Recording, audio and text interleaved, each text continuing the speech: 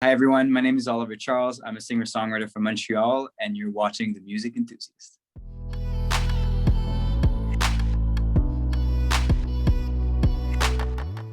Hi, I'm Sarah from The Music Enthusiast, and today I'm here with Oliver Charles. How are you? Yeah, I'm good. How you doing? I'm great. I'm so glad to know that you're also from Montreal. Yeah, I know. We're just saying that. Like, small world. I thought you were from Toronto, seeing all your interviews, and since you're like so fluent in English, I was like, she can't be from the French side of this country. And then I'm not alone. My French is absolutely horrible. Like Uh-oh. I could speak it, but I prefer not to. Okay, we shouldn't even give it a try. Is that what you're saying? No. Okay. All right. I'll respect your wishes. It's okay. I'm so glad you understand. We are going to talk about your new single being released very soon. How are you feeling? Angsty a little bit, but it's not the first time I release stuff, and I'm really looking forward to this new chapter. Me too. I heard it. I got a little advanced streaming link, and I think it's really good. Nice, thank you, appreciate it. No problem. So I was just wondering, do you have a fondest musical memory? A fondest musical memory. I think I do. I think the fondest memories is usually when you're a kid and you're first discovering what it is to play music, and it doesn't matter if you're good or bad. You're most likely going to be bad, but then like you're apologetic and you just discover it. And I remember having a cousin actually that I would only see maybe once a summer during Christmas time, and he would also be into music and play piano, and I'd be in music and play piano. And we had bought this little keyboard that the keys would light up red when you pressed on it, or you could learn a song by it being red and learn, right? I have that one like downstairs. You have that one. It's amazing. I mean, it's like literally a toy, but it works out to learn. And I remember like the keyboard could split in half, and on the left side you could do drums, and on the right side you could do like a piano. I think we have like the same exact one. Seriously, oh my god. I love it. So it would be like super incoherent. He'd go like and like we'd rock all fucking, like it was amazing. I think that's one of my fondest memory of music. Amazing. That is so great. So are you self-taught? Because I know your family is like super musical. So did they teach you? No, they didn't teach me. I mean, my dad is extremely musical, my mom as well, but she was more like into playing the organ when she went to church, and she couldn't play anything if she wasn't reading music, and she could only play if something was in front of her. My dad was more self-taught, played the Beatles, Cat Steven. He would do little clubs when he was younger and make people dance. I was self-taught at piano at first, and I knew I liked singing around 15 or 16, but I knew I was bad enough at it that I needed to get some sort of education or knowledge to what music theory was and how to write, how to sing, how to this and that. So I went to college. I went to get a pop songwriting degree where you learn about arrangements and doing music for movies and recording in the studio and doing arrangements. So I got the chance to really get into it. And do you feel as if you've improved throughout that time? Yeah, fuck yeah. I definitely improved. I wasn't good, man. Like I was such a shy kid, and singing on stage was like the adrenaline made it like worth it afterwards, because you're proud that you went through something so stressful. But like I would like apologize halfway through my performance because I would like have the shakes and like forget the words, and like, oh man, it was horrible. But at the same time, I love the fact that I could just get out of my comfort zone and give it a shot. And today I'm not even close to being what it was before. I'm more confident than ever in my songwriting and my singing and everything. I've put in the time. Definitely. And me too. Like even like presenting like class presentations, like I cannot do those, but yet I'm here doing this for some reason. Right. I know you were shy as a kid, so when you started like releasing music and putting yourself out there, was that sort of like nerve-wracking to do so? Yeah, trying to find acknowledgement from either your peers or strangers, especially through all of the like. I'm able to say I'm old enough to remember what it was to not have internet or social media. Unfortunately, I'm old enough to say that, and yeah, I guess I wasn't psychologically, like I wasn't ready to send out music and to look for those stats and those likes and those shares and those comments. And I guess when I first started releasing music, I had way too high expectations. And over time, you sort of just realize that it's about the process, it's about the music, and you hope that people will relate and like what you do, but you don't give yourself too much pressure, because at one point you create your own world of expectation and it becomes too suffocating. So now I'm way more chill than I was before. And even with your songwriting, like you're super vulnerable, and obviously people will sort of relate to your lyrics. So is it hard to like get yourself out there like that, or have you gotten used to it?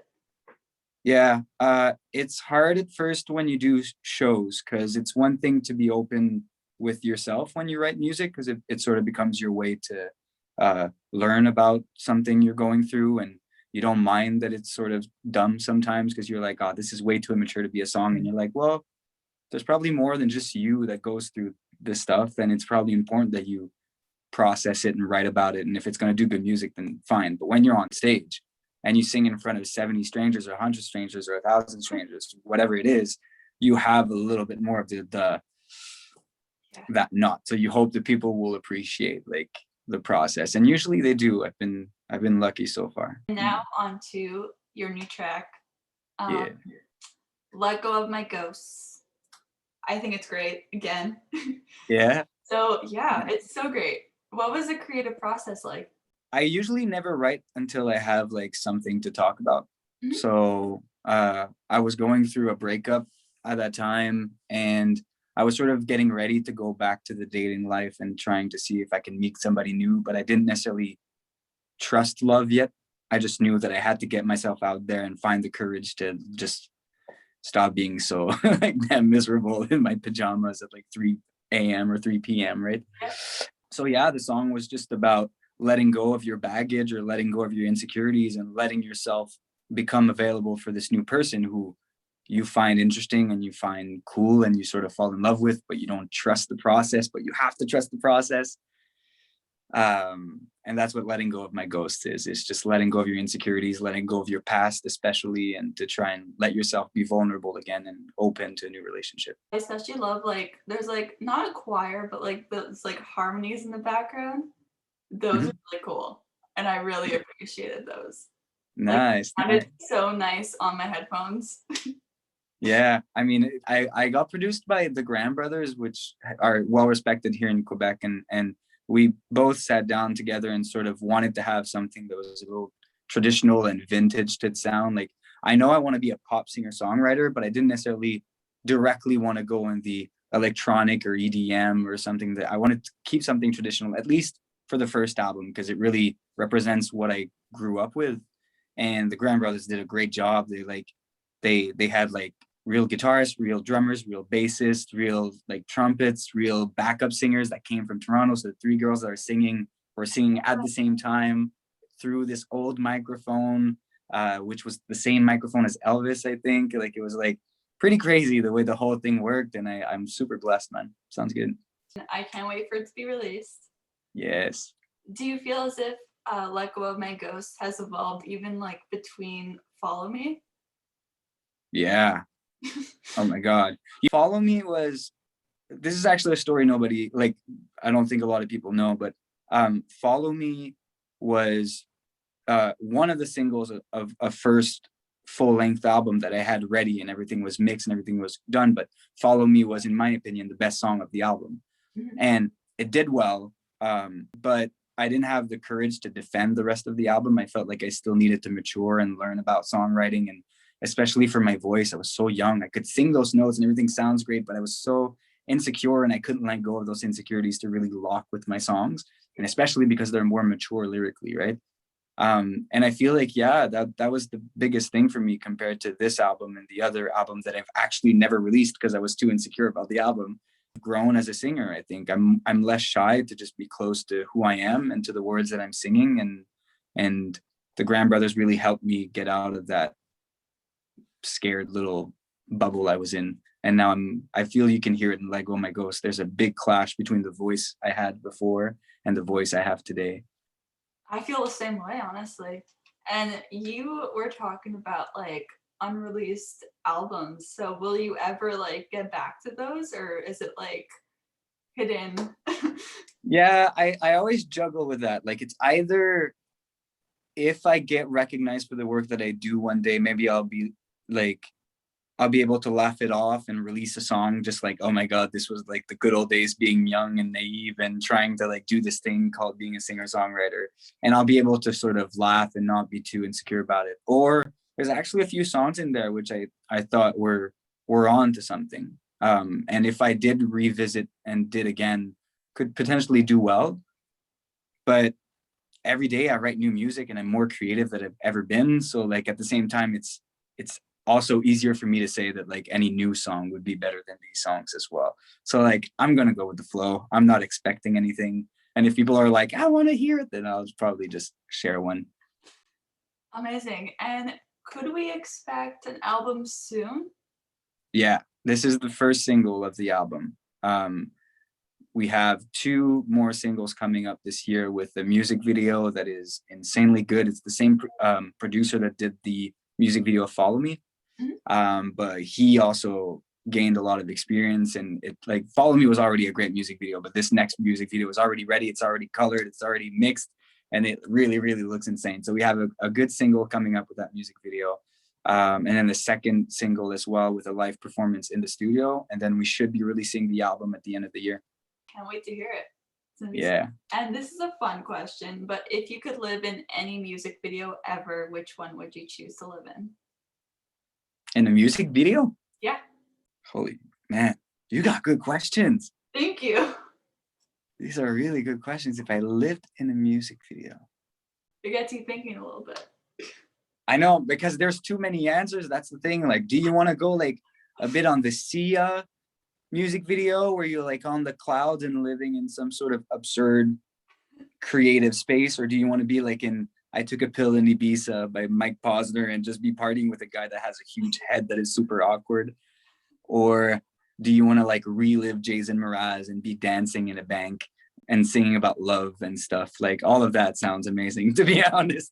I think those are all my answers. I just want to be in for LMFAO. Do you want to be dancing on like in LA and just like relive what it is like? That would be great. God, I saw them in concert when I was No.